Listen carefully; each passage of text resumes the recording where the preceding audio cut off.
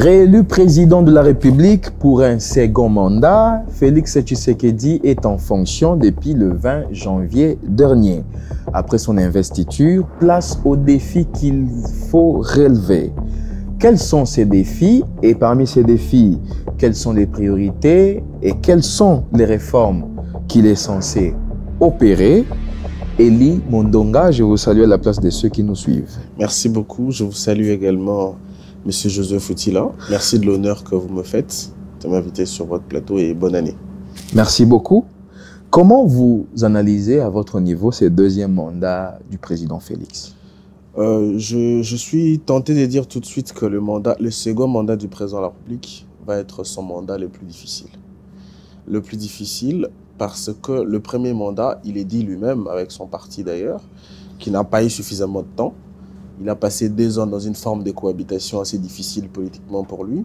Ensuite, 2 ans simplement à vouloir gérer avec toutes sortes d'incongruités qu'il y a eu, tous les scandales qu'on a vus, détournements de gauche à droite. Et il a passé 1 année à préparer les élections. Là, il s'est fait réélire. C'est un score brillant, effectivement. Mais son élection pose plus de problèmes qu'autre chose. Parce que ça ne s'explique pas que lui, qui a toujours combattu dans l'opposition, 37 ans durant, qui se fasse réélire à 73% de voix, ça veut dire qu'il est entouré également d'amis et d'ennemis. Donc ça va être difficile pour lui dans ces contextes-là de pouvoir tirer les bons, séparer les bons des mauvais pour imprimer le Congo de ses rêves, le Congo dont il nous a parlé le 20 janvier dernier, qu'il résume autour de 6 points. Et surtout que les seconds mandats sur, sur l'homme donne toujours un caractère un peu imposant. Il va vouloir s'imposer, alors que politiquement, ça va lui être difficile. Donc, je pense personnellement que ça va être extrêmement compliqué pour le président de la République. Ça, c'est de 1 au niveau politique. Et au niveau de réalisation, il y a beaucoup trop de défis qui l'attendent. Parce qu'au premier mandat, comme on l'a dit, il n'a pas eu le temps de vraiment s'imposer. Et là, il y a la question sécuritaire, il y a la question socio-économique, il y a énormément de questions. Et moi, je pense que les 5 ans qui viennent lui seront suffisamment insuffisantes et il ne pourra pas gérer comme beaucoup l'attendent, malheureusement. Et je sais que beaucoup se disent que le score qu'il a eu aux élections est une preuve que le mandat lui sera facile. Et moi, je pense le contraire. Et je crois qu'on aura le temps de Vous avez parlé de ce mandat qui sera le plus dur. C'est à quel niveau? Le plus dur parce que politiquement, d'abord. Moi, je ne comprends pas. Le jour où la CENI proclame et la Cour constitutionnelle qui fait la suite, 73% de voix, je me dis, il y a un problème. Parce qu'à quel moment Félix-Antoine Tshisekedi est devenu politiquement l'homme le plus populaire? C'est du moment où il s'est fait entourer des leaders de chaque coin linguistique ou région de notre pays. Je suis d'accord. Mais ces leaders-là... Qui lui ont ramené leur électorat. Je suis d'accord. On est sur un plan politique. Mais ces leaders-là, 80% d'entre eux ont été ses opposants politiques pendant que lui faisait l'opposition. 80% d'entre eux n'ont jamais été d'accord avec lui. Ces leaders-là. Ces leaders-là qui ont appelé à voter pour lui. Et tous, ils le savent. Et lui et ces leaders-là le savent. Ça veut dire que c'est des rencontres ou des unions de fortune. Que ce n'est que de la stratégie politique. Vous comprenez? Au niveau de la population, évidemment, que ça peut s'expliquer par la propagande. Mais qui appelle à voter pour lui? Il y a moins de 5 ans, Bati était encore au FCC. Il y a moins de 5 ans, beaucoup qui sont aujourd'hui ces généraux étaient encore au FCC, qui bloquaient des ordonnances de gauche à droite. Et aujourd'hui, c'est ces hommes. Donc, politiquement, quand un ennemi traverse, c'est généralement plus dangereux. C'est généralement plus compliqué parce qu'il faut être prudent avec lui. Ça va prendre du temps de se faire confiance. Et on le voit déjà avec l'Union sacrée.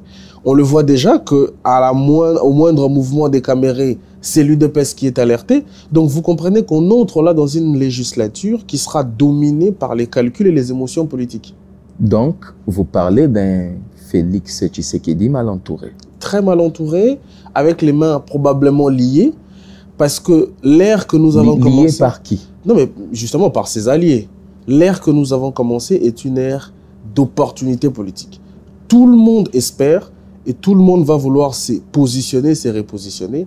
Et les calculs politiques vont tellement être au centre de la question de la gestion de la République que le président de la République, très rapidement, il sera frustré. Et quand il est frustré, il va faire beaucoup d'erreurs politiques. Et très rapidement, il va se retrouver au cœur des petites guéguerres politiques et ça va lui faire passer du temps. Tiens, je vous donne un exemple. La constitution du gouvernement, ça sera la première question illustrative de ce dont je vous parle. Et vous allez vous rendre compte que la constitution du gouvernement, si j'ai raison, va prendre beaucoup de temps. Parce que les négociations seront rudes en raison de stratégies, des appétits politiques. Parce que les élections chez nous ont pris une connotation d'investissement. Ça veut dire que les gens y vont gagner pour ensuite négocier des postes. Ça, c'est la première question. La deuxième question, c'est la question des acteurs. Ça veut dire aujourd'hui, vous avez vu que les élections ont produit un contraste autour de ce que les gens entendaient. Il y a énormément d'émergence de jeunes dans des partis politiques, mais qui ont fait un échec aux législatives. Donc ces jeunes-là vont vouloir construire une force et aller solliciter des postes à l'exécutif. Chose qu'on peut attendre, que le président de la République peut attendre. Mais simplement, ceux qui sont élus, eux aussi vont vouloir revenir. Donc la négociation va être autour de ça. La constitution de gouvernement, les listes vont être, mais je vous dis, ça va être compliqué. Parce que les jeunes vont vouloir, on attend déjà ces discours-là, que ceux qui sont élus restent au Parlement et que le président de la République essaie de faire confiance à d'autres personnes. Lui-même, il dit qu'il ne fera plus les erreurs du passé, qu'il ne va plus gérer avec ceux qu'il considère comme corrompus ou tricheurs. Donc, il va falloir qu'il fasse confiance à d'autres personnes. Est-ce que les partis politiques qu'on sait aujourd'hui être sous l'égide des personnalités, des autorités morales, comme on les appelle, vont-ils vouloir cette démarche-là? Et ça va prendre du temps, ça va prendre énormément du temps. On risque de perdre énormément du temps. Et ça, ce n'est pas bien pour le chef de l'État parce que, comme je venais de le dire, les défis sont énormes. Alors là, on est en train d'analyser qu'est-ce qu'il doit faire pour qu'il soit au-dessus de ces problèmes-là que vous venez de relever. Ça sera assez difficile de lui proposer une solution. Assez difficile. Moi, si j'avais le président de la République en face de moi, je lui dirais tout simplement qu'il évite les erreurs politiques. Premièrement, parce que le second mandat, c'est le dernier. Oui. Ça donne à l'homme, hein, au niveau de la personnalité, un caractère un peu plus imposant. C'est-à-dire, c'est pas vraiment de la dictature, mais il va vouloir s'imposer parce qu'il part. Mais en contrario, ça soulève d'autres questions parce que ceux qui sont avec lui commencent déjà à penser à l'après-lui. Ceux qui sont avec lui commencent déjà à préparer les élections des 5 années qui viennent. Donc moi, je lui dirais tout simplement d'éviter les erreurs. Oui, ce qui est logique. C'est légitime en politique. Voilà. Il faut qu'il évite des erreurs politiques. Je ne sais pas comment, parce que c'est extrêmement complexe et compliqué. Et si j'avais une stratégie, croyez-moi, je ne la donnerais pas tout de suite, ni là d'ailleurs, mais il faut qu'il évite des erreurs politiques, parce que les erreurs politiques ont toujours cette capacité-là de vous faire perdre du temps.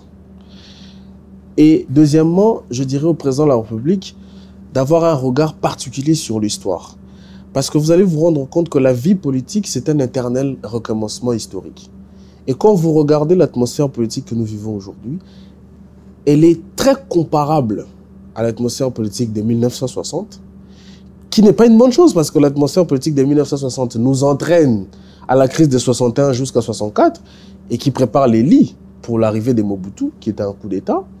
Et il est très comparatif à l'atmosphère de 1990, qui, encore une fois, n'est pas une bonne chose parce que cette atmosphère-là nous fait rentrer dans la crise de 91 et de 93. Vous vous rappelez de la conférence nationale souveraine, qui, à mon avis, était une organisation politiquement chaotique et qui prépare les lits de l'AFDEL.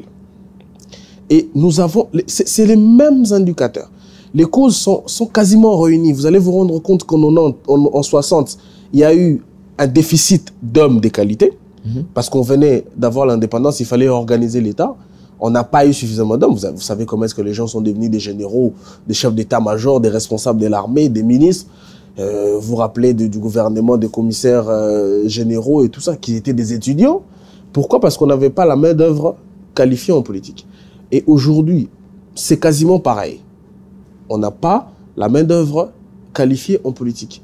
Ça veut dire qu'on a des gens soit qui sont devenus mauvais par force de l'usure, c'est-à-dire ils sont tellement trempés dans des tractations politiques que ça les a rendus mauvais, soit on a des arrivistes. Ça veut dire de gens qui arrivent là parce que bon, il connaît un cousin, il est frère à tel, pote à tel. Donc on a un problème sérieux en termes de casting. Et exactement comme en 1960. Exactement comme en 1960, on a des guéguerres politiques. Ça veut dire que quand on arrive, Lumumba, Kasavubu, ça marche pas très bien, Lumumba, Tchombe, celui du Kasaï là, j'oublie son nom. Ça veut dire les hommes politiques n'arrivent pas à se dépasser pour la question de l'intérêt national. Aujourd'hui, on est dans les mêmes circonstances où les hommes politiques n'arrivent pas à se dépasser, où on est dans une forme, j'emprunte ces concepts-là des manichéennes, des particraties. Ça veut dire que tout est organisé autour des partis politiques qui deviennent quasiment des structures omnipotentes de la chose politique. Et au-dessus de ces partis politiques, c'est des individus. Donc, l'ego en politique est tel que les gens ne s'attendent pas. Et ces éléments-là, j'en cite deux, mais il y en a plusieurs. Je peux rajouter les renouvellements de la classe politique, parce qu'en 60, on arrive avec une génération qui obtient l'indépendance, mais qui est vieillissante pour les questions d'avenir. Aujourd'hui, on arrive avec une génération qui nous permet la trentaine tranquille, mais qui n'est pas apte pour les questions d'avenir. Justement, je parle de Caméré et tous les autres qui ont commencé la politique dans les années 90. Ils sont finissants. Donc, tous ces éléments-là, vous les mettez côte à côte, ça pousse le Congo vers cet éternel recommencement historique. Et donc, je dirais au chef de l'État de regarder l'histoire. Et, comme il a dit lui-même, d'éviter les erreurs du passé. Ces erreurs-là, pas forcément les siennes qu'il aurait commises pendant les 5 dernières années, mais surtout les erreurs qu'on a commises en tant que société dans le passé, dont je donne le référence, les années 60 et les années 90. Parce que, si on ne fait pas attention, on va revivre les mêmes choses. Et vous allez vous rendre compte que l'histoire politique du Congo se dénoue généralement entre 30 et 33 ans après. La façon dont qu'il est en train de gérer cette question-là de la création des plateformes dans l'Union sacrée, n'est-il pas ce type d'homme ou les comportements qu'il doit adopter durant ce quinquennat? Puisqu'on le voit au-dessus de toutes les querelles politiques, pour préserver la cohésion nationale, il observe et il sait lui-même quand est-ce qu'il va décider. Oui, mais en ce moment, c'est pas comme s'il avait vraiment le choix. Parce que le Parlement vient de s'installer. C'est pas encore effectif d'ailleurs, on est encore à la période des birodage. Le gouvernement n'y est pas encore, lui vient de se faire élire.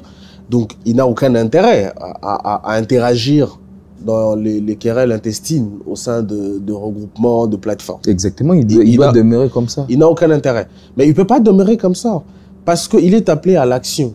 Ça veut dire que, autant que c'est bien qu'il garde silence, autant que c'est mal, parce que si ces querelles-là ne s'arrêtent pas, ça va lui faire perdre du temps, comme je vous ai dit, que la constitution du gouvernement, à un moment donné, il sera appelé à s'imposer parce que ça va prendre énormément du temps. C'est son choix, après tout. Oui, mais c'est lui qui choisit. On sait comment ça se passe. Quand vous lisez notre constitution, le président de la République n'est pas un monarque. C'est vrai, on le place au-dessus des institutions, mais la praticabilité de cette constitution-là fait qu'il est lié par les accords, par les tractations, il est lié par les partis politiques. On peut commencer par le choix du Premier ministre. C'est pas lui qui choisit le Premier ministre. Vous comprenez ce que je veux dire? Il est obligé par la Constitution, au cas où il n'a pas la majorité absolue, tout ça, de choisir un informateur. Un informateur qui, lui, va faire le travail de constituer une majorité pour éviter la cohabitation. Et cette majorité-là, c'est celle-là qui va lui proposer des noms. Vous comprenez que le président de la République n'a jamais les mains libres.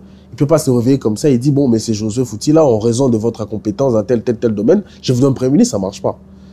Vous devez provenir des propositions de la majorité parlementaire parce que le gouvernement est l'émanation de cette institution-là.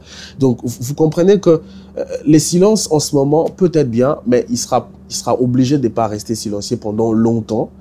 Et il va lui falloir une intelligence stratégique tellement supérieure pour gérer autant d'ego qui, moi, j'alerte là-dessus, qui est dangereux pour l'avenir de la République parce qu'on sait dans ces pays où nous ont toujours emmené les égos politiques. Je reviens sur mon exemple des 60 et des 90, que cette histoire-là, son dénouement, c'est essentiellement les querelles politiques et les égos politiques qui amènent généralement des situations sécuritaires très compliquées et très dangereuses. Surtout qu'en ce moment, nous sommes à l'ère de la sécurité. Et vous savez ce qui se passe à l'Est, vous savez un peu ce qui se passe au monde. Donc c'est une question sur laquelle le président de la République doit avoir un regard très important. Alors, vous avez peint un tableau d'un Congo ou disons d'un deuxième mandat qui mettra plus l'accent sur des questions politiques que des développements. Alors, moi, je reviens sur la même question. Comment faire pour éviter tout ça? Puisque je vois le président de la République être plus concentré sur des questions de développement, sachant que il n'a des comptes à rendre qu'à ses peuples, pas au présidium de l'Union sacrée, par exemple. Alors, des issues, mon avis d'analyste, des issues. Soit il y aura un arrêt naturel à cette surpolitisation de la vie nationale, parce que c'est vers ça qu'on tend. Ça veut dire que toutes les questions de la vie nationale aujourd'hui sont conditionnées par une forme de politisation. Il en a déjà vécu avec les FCC. Effectivement. Mais là, il a su contourner. Là, il continue, non. Là, il continue. C'est ça que je vous disais tout à l'heure. À chaque solution politique, se pose un autre problème politique. Il a contourné, ok, mais c'était une solution de circonstance. Parce que les gens qui ont quitté le FCC pour le rejoindre ne l'ont pas fait des bontés de cœur. C'est des gens qui sont venus pour des intérêts politiques. Et ces mandats-là, ils n'ont pas suffisamment eu le temps d'étendre leurs tentacules. C'est en ces mandats ici qui doivent, eux, avoir la main, parce que c'est aussi les mandats qui posent la question de l'après Tshisekedi. C'est-à-dire que tout le monde pose la question de qui va arriver après Félix-Antoine Tshisekedi. Donc, ce n'est pas des gens qui vont venir comme ça, tête courbée, à tout ce que le chef d'État va dire. Non, la négociation va être rude. Tout le monde va vouloir montrer ses biceps. Vous avez vu les résultats de législatives. Vous avez vu qu'après les législatives, les plateformes ont commencé à se créer pour mutualiser de plus en plus de forces politiques. En raison de quoi? En raison d'obtenir des choses dans la négociation.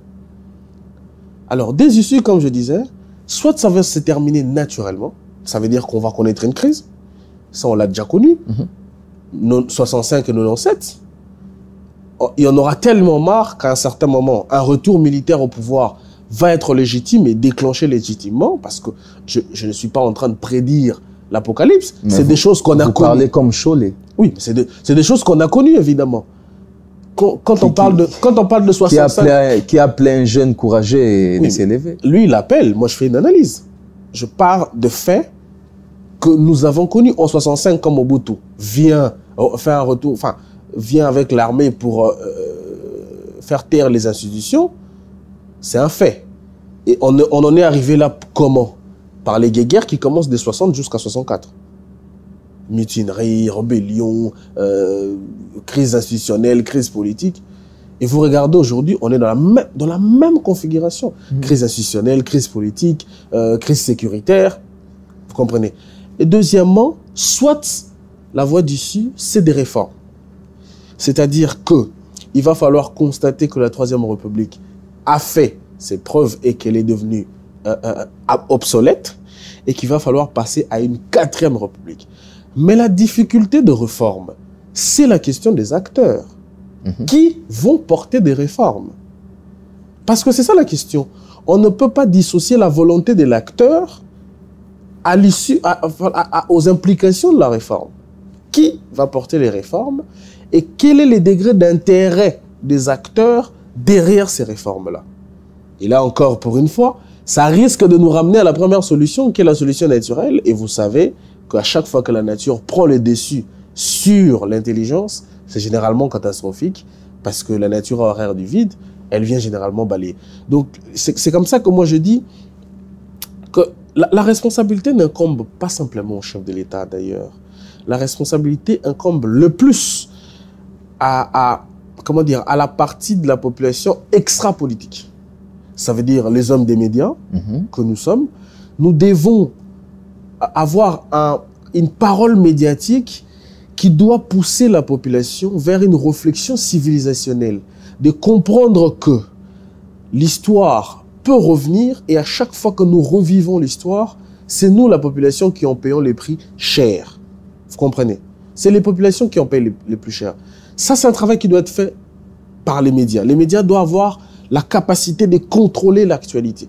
Qu'est-ce qui doit être dit, qu'est-ce qui ne doit pas être dit, pour qu'on n'enflamme pas cette surpolitisation que nous sommes en train de vivre. Ces médias sont sous l'emprise des politiques. Effectivement, parce que l'État ne sait pas contrôler l'information et aujourd'hui, on sait que c'est les individus qui contrôlent l'information. Ça fait 2 semaines que la télévision roule aux allures des cogitations, des vitales et des kabouya.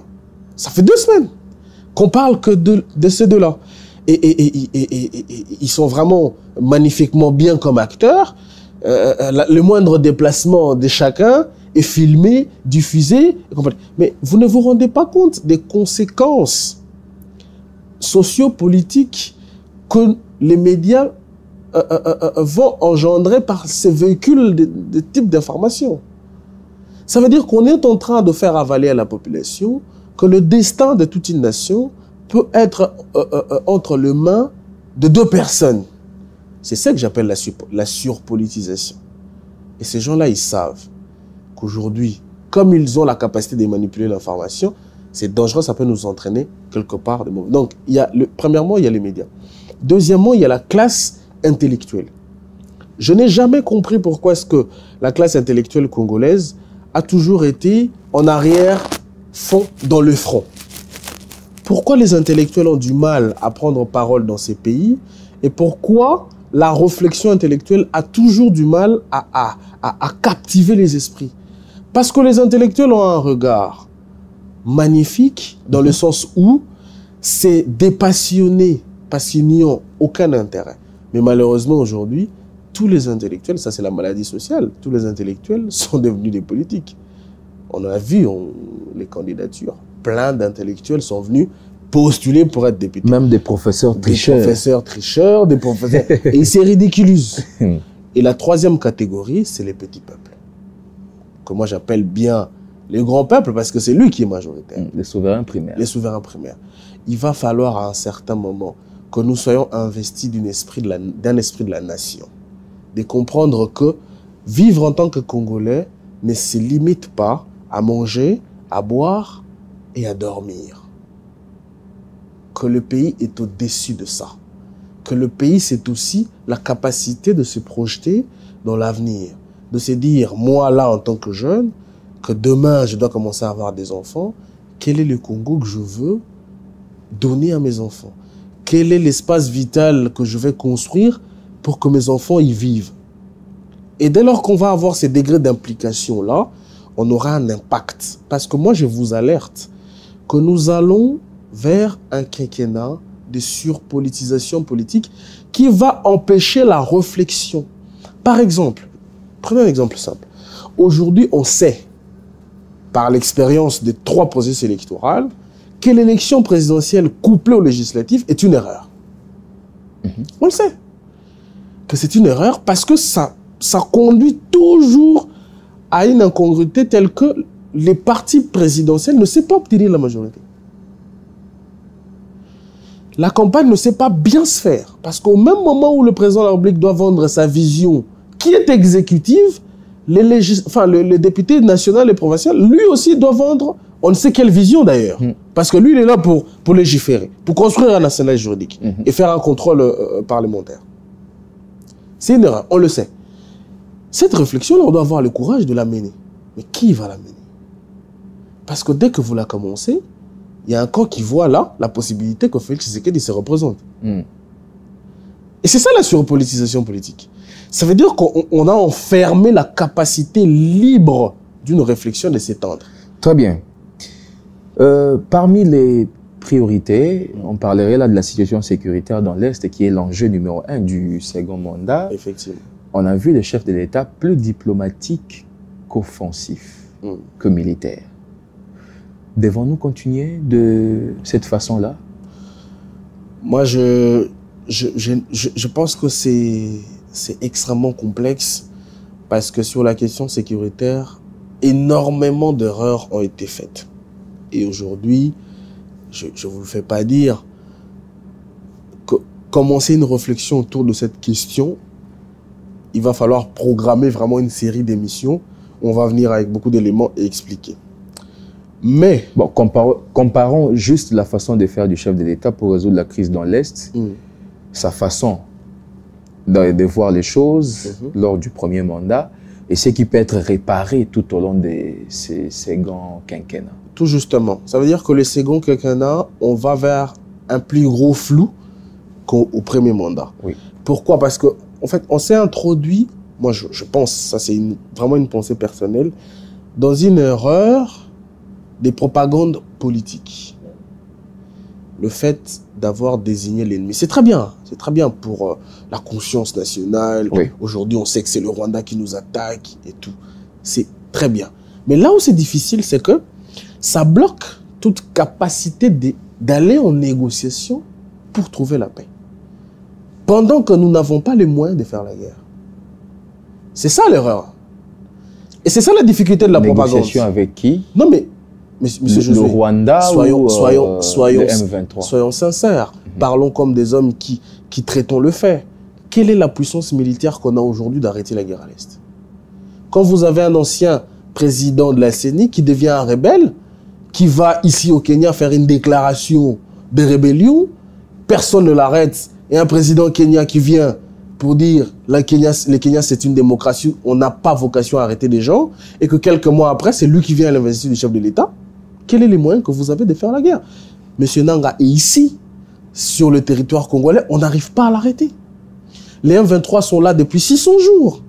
Ils font des communications qui sont relayées sur les réseaux sociaux. On n'a pas la capacité de les arrêter. J'espère que vous avez suivi comment est-ce que le Rwanda est en train d'enterrer ses généraux. Et ça me fait plaisir. Ça me fait plaisir en tant que nationaliste. J'ai envie que notre armée soit encore plus forte que ça. Mais la réalité, ne tombons pas. C'est comme ça que je dis, ne tombons pas dans la propagande.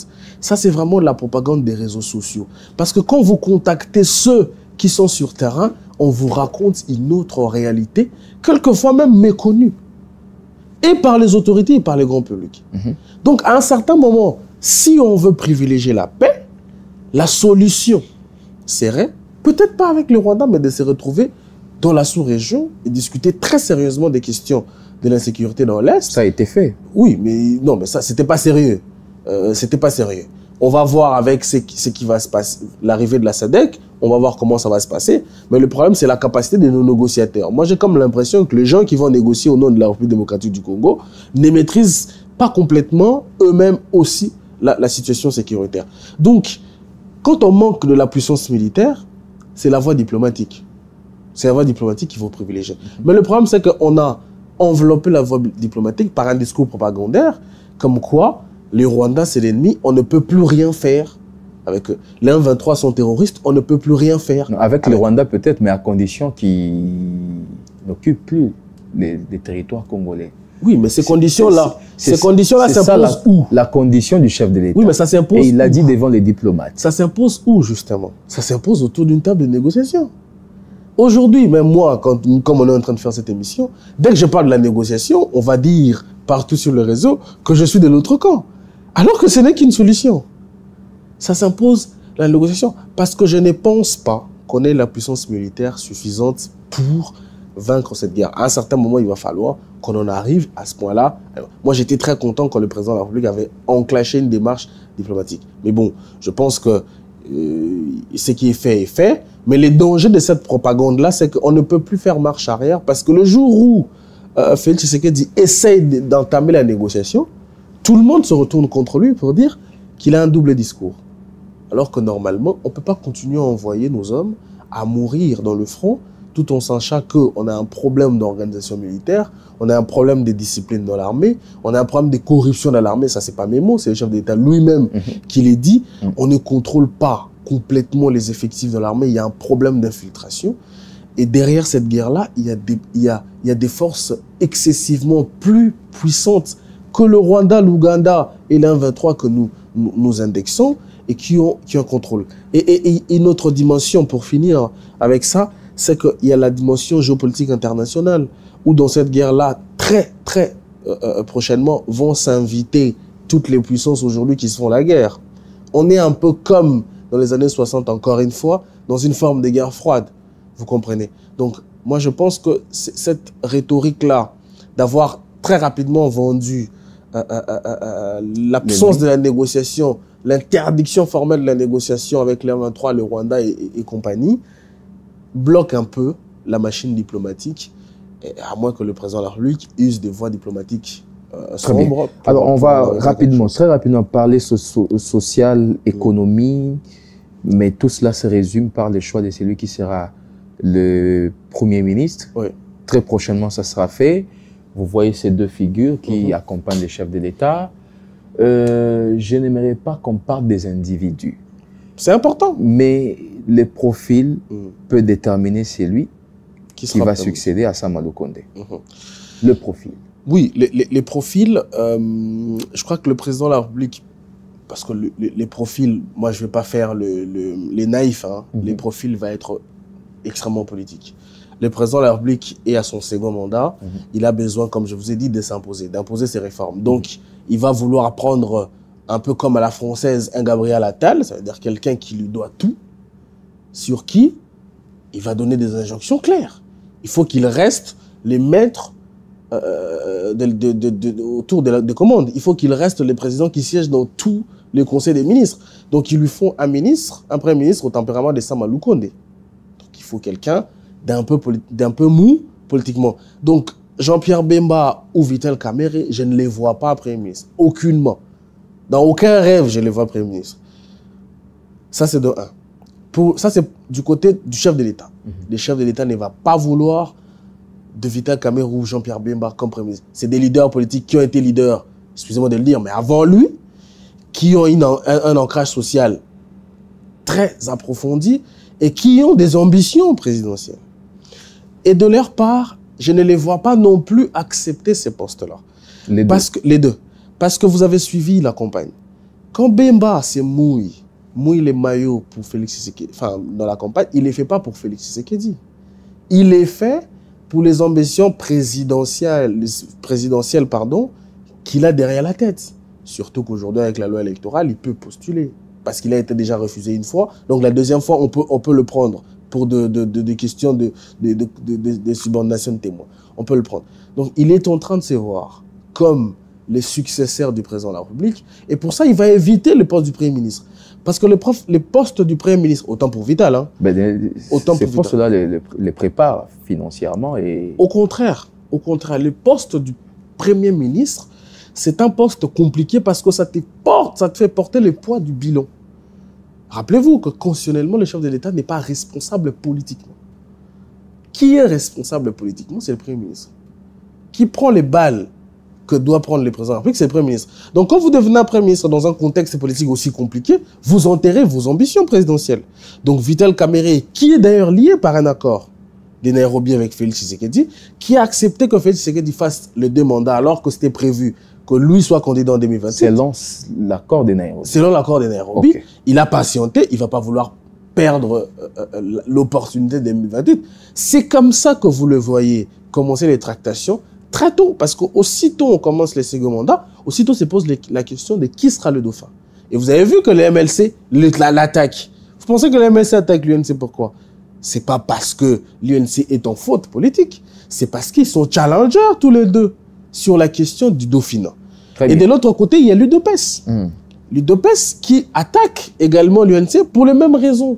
Ça veut dire que l'UDPS voudra bien conserver le pouvoir aussi longtemps parce que l'UDPS s'estime être la marraine de la démocratie et donc c'est à elle de nous apprendre comment on gère dans une démocratie. Et l'UDPS a 2 candidats aujourd'hui.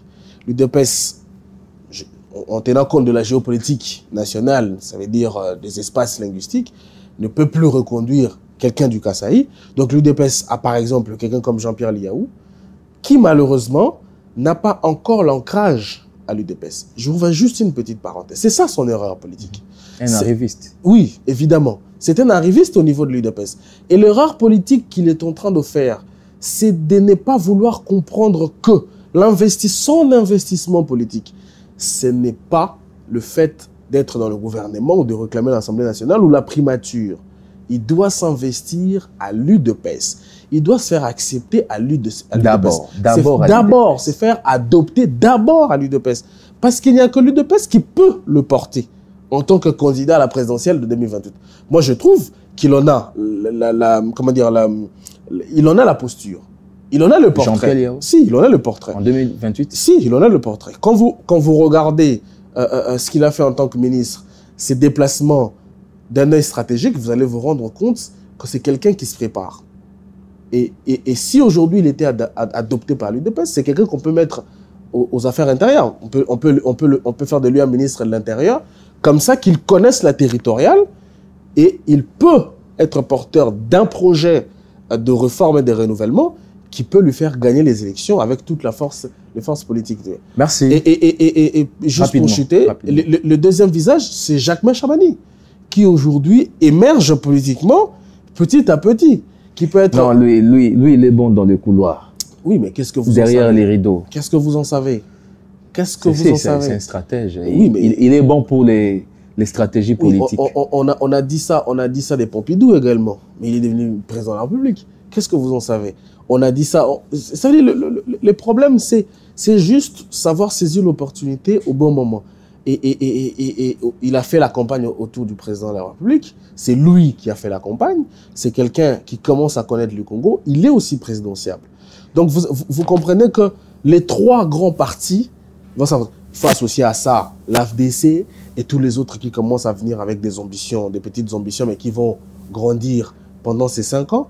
Et je ne vois pas ces deux-là devenir Premier ministre. Mais j'ai l'impression que le chef de l'État peut nommer une femme. Okay. J'ai l'impression que le chef de l'État peut nommer une femme à la primature. Et ça sera politiquement intéressant pour lui s'il a une solution politique vraiment pour résoudre le problème du pays, parce que ça va lui donner beaucoup de présence exécutive et qui peut vraiment s'asseoir pour implémenter le Congo de son choix. Merci. Il aura un peu de la facilité au niveau des parlementaires, parce que je ne vois pas cette législature lui tenir tête comme les législatures passées. Très bien. Merci beaucoup, Eli Mondonga. Je précise que vous êtes analyste politique. Tout ce qui a été dit ici dans le cadre de cette émission, ce ne sont que des analyses. Ce ne sont que des analyses. C'est par ce mot que nous terminons cette émission. Merci de nous avoir suivis et merci à toutes les chaînes partenaires qui nous accompagnent.